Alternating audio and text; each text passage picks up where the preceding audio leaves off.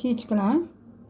மாம்பழத்தில் மாம்பழம், fresh cream, சர்க்கரை, பால், condense mix, custard powder. தோலை சீச்சிட்டு எடுக்கும்போது ஈஸியாக வந்துடும்.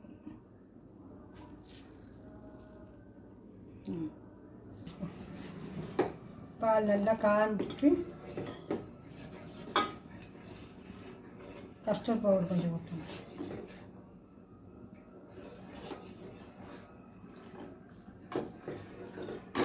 சிம்மில் வச்சுக்கிட்டா. ஏற்கனவே மாம்பழத்தில் போட்டு சர்க்கரை அரைச்சிருக்குறோம். இருந்தாலும் ஒரு ஸ்பூன் சர்க்கரை.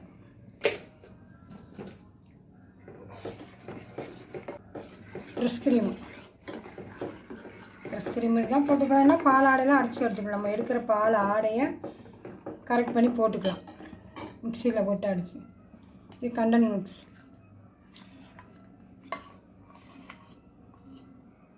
தெரியுதா? கொஞ்சம் விட்டால் பிடிச்சிக்கும். அதனால் கையில் கைவிடாமல் கிண்டிக்கிட்டு இருக்கணும்.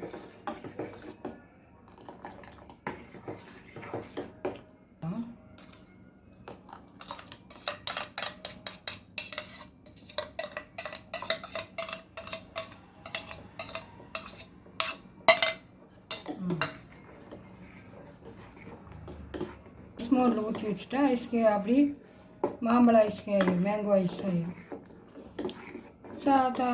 பாக்ஸில் ஊற்றி வச்சா ஐஸ்கிரீம் ஆகிடும். ஆறணும் முன்னாடி ஊற்றி வைக்கணும். ஃப்ரிட்ஜில் ஒரு நாள் ஃபுல் நைட்டு வச்சுட்டு எடுக்கணும்.